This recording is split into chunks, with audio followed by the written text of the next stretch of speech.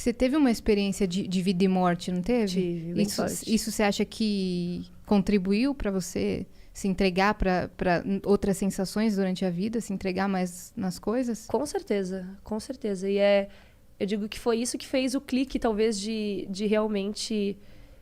eu não me considero aquela Priscila Dávila que eu falei lá no começo, né? Que era modelo, que não sei o quê.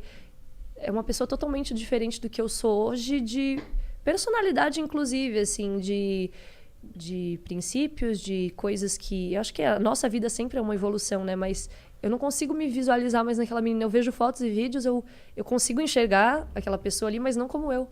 Você renasceu. Eu vejo como uma outra pessoa. Foi uma oportunidade que eu tive de poder recomeçar tudo do zero, assim.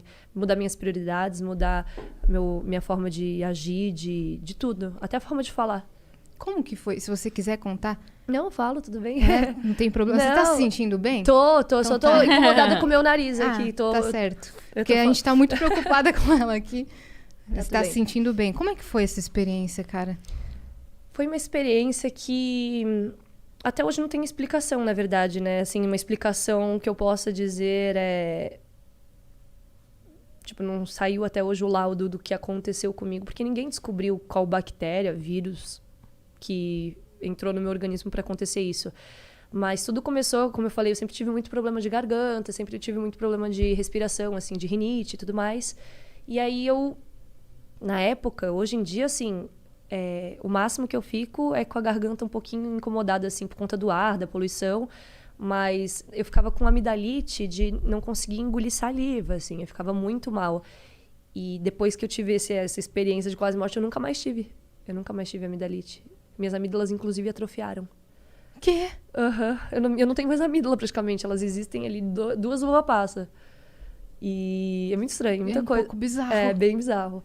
E eu tinha muita inflamação de garganta, eu vivia tomando remédio e me automedicava já, porque eu já sabia sempre quando eu ia no médico era o mesmo laudo e era a mesma medicação. Amidalite. E aí teve um dia que eu comecei a ficar com muita dor, assim, na garganta e aí eu tava morando sozinha em São Paulo, num apartamento que, na época, antes eu dividia esse apartamento com um ex-namorado meu, só que daí ele não gostou da vida em São Paulo, não se adaptou.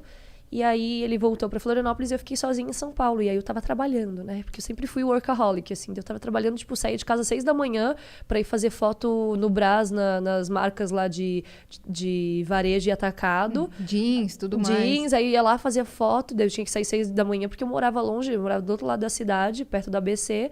Aí eu saía pra pegar o ônibus, saía às 6 pra chegar lá às 7h30, 8 horas. E aí passava a manhã inteira fotografando, aí depois do almoço eu ia nas agências levar meu currículo, minhas coisas, tipo de modelo, foto, tentava ir atrás de job.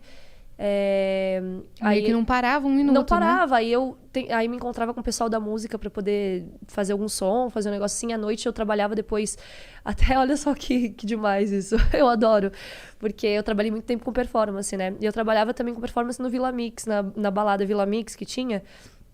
E aí teve uma época que não era mais performance, era pra levantar plaquinha quando o pessoal comprava a coisa mais tosca que existe, mas enfim. Tosca que existe, assim, que eu digo, é porque não é um ambiente que eu gosto, assim, Sim, sabe? Você se sentiu fora d'água ali. Mas daí os caras compram no camarote a champanhe mais cara, e aí as meninas vêm com a plaquinha, tipo, escrito o que quiser, assim, o nome do cara, ou o nome do amigo que tá de aniversário. Ou... Feliz aniversário, parabéns. Parabéns, né? sei Vamos lá. curtir. E aí eu ficava trabalhando sei lá, eu chegava lá meia-noite pra trabalhar e ficava até as 4 da manhã esperando a hora de ir embora pra poder, tipo, levantar as plaquinhas e ir embora. Ou seja, tinha dias que eu dormia 2 horas. Dormia ou 1 hora, ou virava e dormia tarde. Quantos anos você tinha?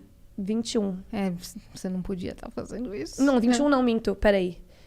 22. 22. Mas 22 anos. Ainda tá... 23. Ainda precisa dormir pra caramba, né? Não, eu era totalmente assim... Por isso que eu falo, meus hábitos, minhas prioridades mudaram totalmente. Mas é só nessa fase que aguenta. Porque depois não aguenta. Isso é verdade. Mas eu não aguentei, né? Por isso que eu fiquei doente. Não, então, desse jeito. mas eu digo assim, essas coisas de virar e tal. Eu lembro... Quando eu dava aula, eu virava muito porque eu ia pra balada de segunda a segunda e eu era professora, então eu virava e eu não bebo, então não chegava bêbada da aula. Eu só passava em casa, tomava um banho, um café e ia dar aula. E eu era muito jovem, eu lembro que as outras professoras falavam, mas como você aguenta? Eu falava, mas é normal. Eu virei, vim da aula, chego à tarde em casa e durmo. Hoje, eu falo, meu Deus, se as baladas dependessem de mim, iam falir todas, todas, todas. Porque eu não me vejo saindo da minha casa, assim, pra trabalhar, encontrar um amigo, tomar um café, beleza, Festa ótimo. de aniversário de amigo, beleza. É, ok, mas sair de casa, como eu já saí, de segunda a segunda, me arrumar pra ir pra Nossa Pra noitada. Senhora! Não, então, quando eu não tinha foto Mas no nem dia amarrada. seguinte, que eu tinha que acordar às 6, quando eu não tinha foto, eu esperava, eu ficava das 4 até às 6, esperando lá na balada, no camarim, pra poder abrir o trem, pra eu poder pegar trem pra voltar de metrô pra casa. É, então, começar Porque eu falava, 5h40 da manhã. eu não vou gastar com Uber se eu não vou trabalhar amanhã de manhã, eu vou esperar, eu vou de metrô, vou de trem, não tem problema, vamos lá. Eu também fazia E aí- isso quando eu voltava dos rolês, esperando... Eu dancei muito tempo também, eu dancei várias vezes no... Como é que é o nome daquela balada? GLBTQIA+, que é bem conhecida também, Qual? é perto da Lapa. Gambiarra? Não, outra. Trash 80? Não, que ela é bem, tipo... The Week. The Week. Dancei muito na The Week Já também. fui. E eu ficava esperando também pra poder... Imagina, eu morava na época perto do ABC. Eu saía lá da Lapa, esperava acabar, tipo, todo o trabalho, as coisas, pra poder ter um ônibus pra eu poder pegar e metrô pra ir. Eu pegava, tipo, uns 3 ônibus pra ir pra casa e metrô. Era muita loucura. Nossa, que louco. E você dormia, tinha dias, 2 horas por dia. Tinha dias que eu dormia 2 horas, tinha dias que, tipo... Aí também, quando eu tirava o dia pra dormir, assim, era... O dia inteiro, me né? esqueçam, né? Não existo.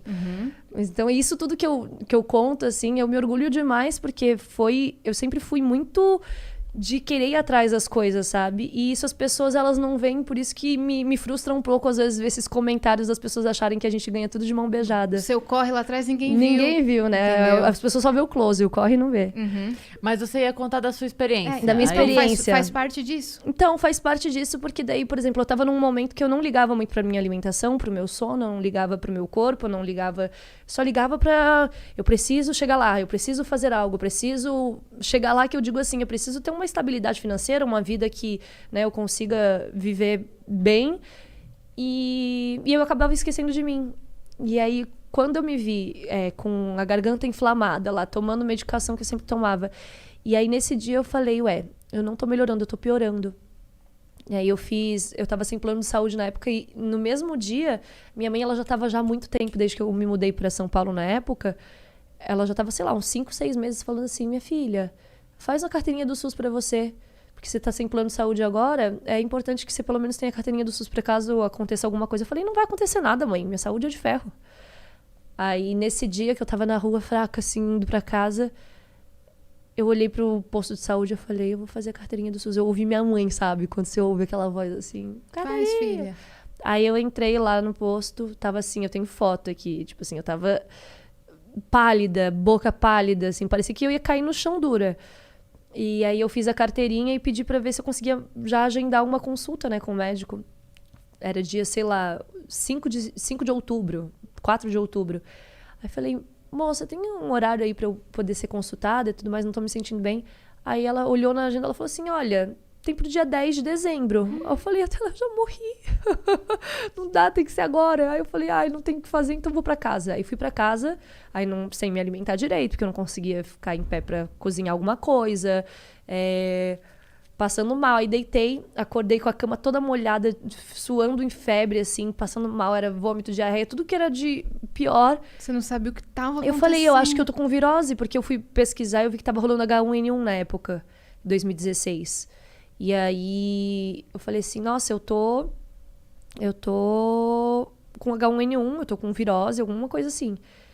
E aí eu pedi, na época, um negócio pra comer lá, e eu comi e deitei de novo. Só que eu comecei a sentir muita dor no meu ombro, muita dor na minha costela e falta de ar. Aí eu falei, pronto, tem alguma coisa muito errada, porque eu nunca senti falta de ar na minha vida. Você sozinha? Sozinha. Aí peguei um táxi, 2 da manhã, de pijama mesmo, pijama que eu tava. Só botei um casacão, fui até o hospital mais próximo que tinha lá na minha casa, e que tava aberto. E aí cheguei lá com a carteirinha do SUS, graças a Deus, né? Graças a minha mãe também, que ficou pedindo. E aí pedi pra abrir a ficha lá, só que eu fiquei, tipo assim, das 2 da manhã até as 5:30 da manhã pra ser atendida. E aí eu tava muito mal, mas muito mal. Sabe quando você quer, tipo, se dobrar inteira, assim, de dor, de mal-estar? Mas aí eu olhava pro lado e eu via que tinha muita gente muito pior que eu. Tinha, sei lá, gente com o olho caindo, gente com, sei lá, braço cortado. Eu falava, gente, eu tô muito bem. Então eu segurava a minha onda nisso, sabe? Eu olhava pro lado e eu falei, não, eu consigo segurar. Na hora que eu fui atendida, pediram pra fazer raio-x, a chapa do pulmão, as coisas. E aí eu ficava me rastejando pra ir até o negócio lá. Eles falavam assim, ó, você tem que ir até o fim do corredor e aí lá depois você pega a esquerda na primeira sala. Esse corredor parecia que não tinha fim. Ele tinha uns bancos, assim, a cada 3 metros. E aí eu ia andando e eu parava e deitava no banco, porque eu não tinha forças. Aí eu levantava, aí andava mais uns passinhos, aí minha pressão começava a cair, eu deitava no outro banco. E assim eu demorei, sei lá, uma meia hora pra conseguir chegar na sala pra fazer o exame. Aí depois de lá, eles viram que eu tava muito mal, pegaram uma cadeira de roda, me levaram até a medicação pra eu tomar soro, né? Que podia estar desidratada, por isso que eu tava mal. Só que eles começaram a furar procurando minha artéria e não acharam. E aí eu falei, eu vou desmaiar. Eu sempre conheci muito bem meu corpo, né? Aí eu falei pra eles, eu vou desmaiar. Só que eu já tava sentada. Aí eles, não, tá tudo bem. Eu falei, não, eu vou desmaiar. Aí a visão vai ficando turva, né? E daí sabe aquele apagão? Sim. Só que aconteceu uma coisa muito diferente dessa vez. Eu já tinha desmaiado algumas vezes na minha vida. Desmaiei, veio o apagão, de repente veio um clarão. Tuf. E aí um monte de vozes, um monte de coisa na minha cabeça, um filme passando, muita coisa passando, imagens passando. Eu falei, morri. Pronto, morri. É mesmo que você vê tudo isso? Eu vi. A minha experiência foi essa. Vi muita coisa acontecendo, tipo, eu não conseguia acompanhar o raciocínio, era muita coisa, muita informação, muitas vozes, muito agito, assim, e uma luz muito forte, muito branca. E aí depois, quando parecia que tinha sido muito rápido isso, né? Porque foi acontecendo muita coisa assim. Aí, de repente, a minha vista começou a ficar mais escura, assim, foi apagando aquele clarão. As vozes foram diminuindo, se afastando. E aí, de repente, eu comecei a ouvir outros barulhos, outras vozes, mas era um plano mais próximo, assim, era uma coisa diferente.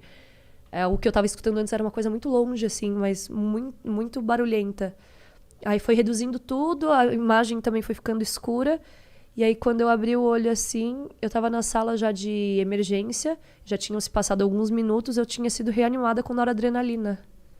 Colocaram na minha jugular um catéter desse tamanho, assim, eu tenho foto, depois eu mostro pra vocês. Morrido?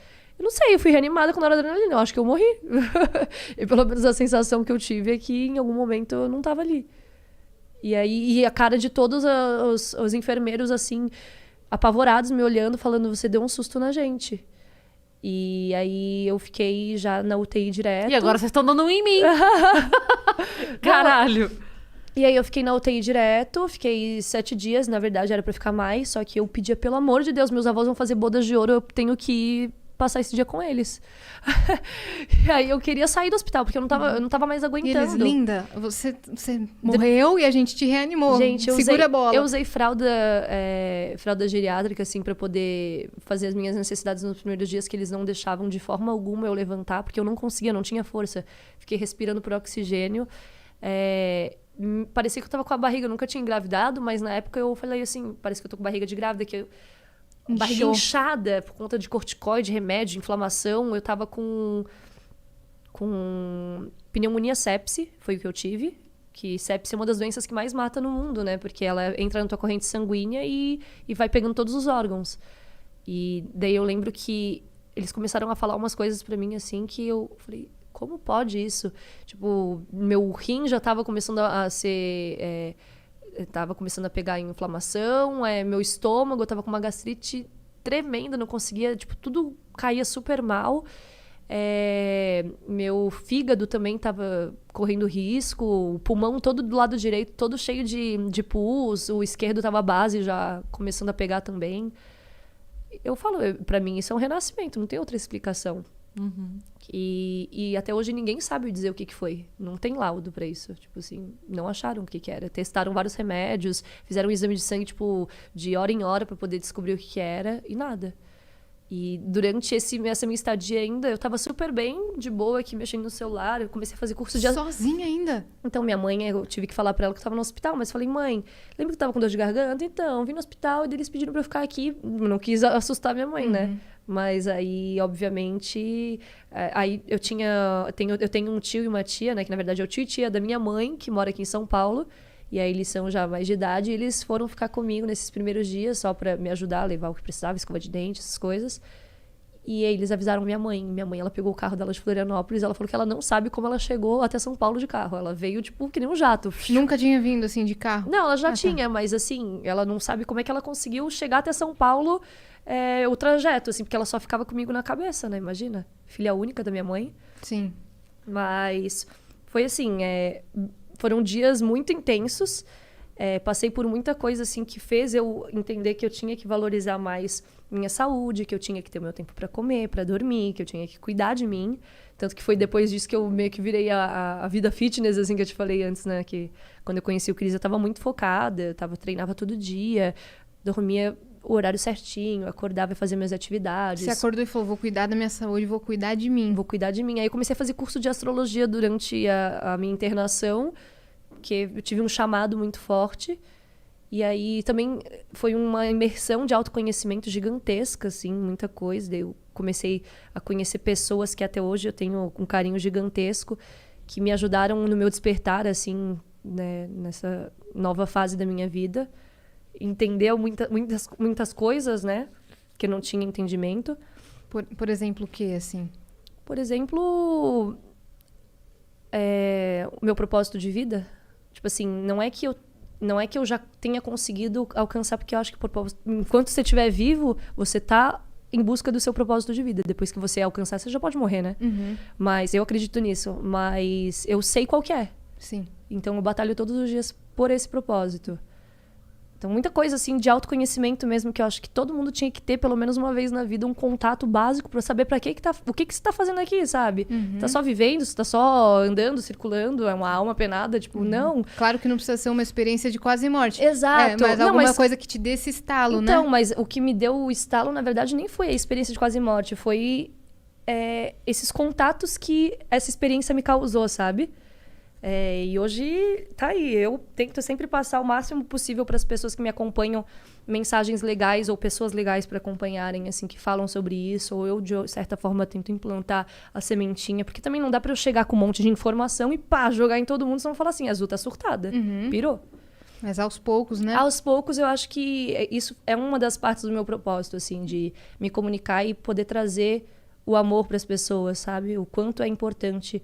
E é a única coisa que cura na vida. A única coisa que a gente consegue mudar o mundo é com o amor. Parece uma coisa muito clichê, muito boba, mas é muito real.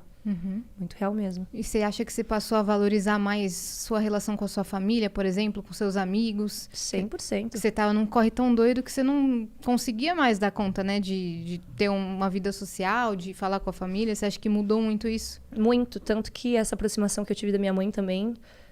eu e minha mãe, assim, a vida inteira a gente sempre teve uma relação boa, mas convivendo juntas era muito difícil, assim. A personalidade da minha mãe é bem diferente da minha. Minha mãe é extremamente organizada, eu sempre fui bagunceira. Então, a gente sempre vivia muito em conflito. E agora, ter a minha mãe de novo morando comigo, tá sendo uma nova forma da gente se reconectar, assim, de forma madura, sabe? Outra convivência. Das duas terem que se entender realmente nessa vida, nesse plano, e resolvam as coisas que vocês têm para resolver de forma madura, adulta. O Gael também veio de uma forma assim que, nossa, eu e o Cris, a gente olha para as nossas fotos antes do Gael nascer, tipo, eu digo que é AG e DG, né? Que é antes do Gael e depois do Gael, que são duas pessoas totalmente diferentes. Tanto de aspecto, fisionomia, o Cris ainda mais do que eu, quanto de responsabilidade, de maturidade. Nossos filhos, eles vêm para mudar a gente, né? Foi muito incrível, assim, essa evolução. Mas, enfim, aí dentro do hospital, muitas coisas aconteceram, assim. Eu tava de boa lá, mexendo no celular, estudando minhas coisas de astrologia. De repente, começa a apitar a maquininha que tá fazendo acompanhamento do meu batimento cardíaco. Começa meu batimento para 18. 18, 19, começa a pitar a máquina vermelha. Pi, pi, pi, pi, pi. Aí eles tentam ver se tem alguma coisa desencaixada de mim, não tem nada desencaixado. Eu tive princípio de parada cardíaca, eu tive um monte de coisa, mas eu tava plena. Eu não tava em nenhum momento passando mal. Seu corpo em pane e você se sentindo normal. Que louco. Muitas coisas, assim, tipo, inexplicáveis. Que louco. Inexplicáveis. E até hoje não tem o laudo da bactéria que foi. Não tem. Que esquisito. Durante ainda muito tempo depois eu saí do hospital, eu recebi alta. Daí na noite que eu recebi alta, eu passei muito mal. Tive que voltar pro hospital de novo. E aí a minha mãe me levou pra Florianópolis com ela de carro, né? Tinha muita dificuldade pra respirar, tomando muita medicação ainda. Eu fiquei, acho que mais uns 2 meses ainda, 2, 3 meses tomando medicação diariamente, assim, tipo, sei lá, uns 30 comprimidos por dia pra poder inibir a bactéria e deixar tudo estável. Mas foi bem tenso, assim, sabe? Que eu falei, nossa, logo eu... Por isso que eu acho que eu criei esse negócio com o hospital, assim, de eu quero sempre, enquanto eu puder, fazer meus partos tudo em casa. Porque não me vem uma memória boa de hospital, sabe? Pela experiência que eu passei. E... Você não pretende voltar mais? Não pretendo voltar, assim, tipo, a única forma que eu voltei pra lá depois foi pra tentar ajudar de alguma forma, ou retribuir o carinho que eles tiveram por mim e foram super generosos, assim. Eu passei na pele... eu sou 100% defensora do SUS, assim, porque eu passei na pele o quanto eles precisam de, por exemplo, insumos, de coisas de... Às vezes eu tinha que esperar para tomar banho porque não tinha shampoo para mim, não tinha coisas básicas que eram para ser básicas, mas, né? Então, eu sempre me dediquei muito a isso para, de alguma forma, conseguir ajudá-los depois, sabe? Que hospital que foi? Hospital São Paulo. No Hospital São Paulo. Maravilhoso. Famoso. Muito bom. Nossa, caramba. Valeu, Hospital São Paulo. Valeu, Hospital São Paulo. E, assim, era... como tinha muito estudante lá, né? Era todo mundo muito jovem que estava me atendendo, que estava... E foi muito legal, assim, ver que... Você vê lá no fundo aquela esperança, assim, das pessoas, sabe? De mesmo passando por todos esses perrengues, eles lá dando a vida para poder, de alguma forma, salvar a vida. É muito legal.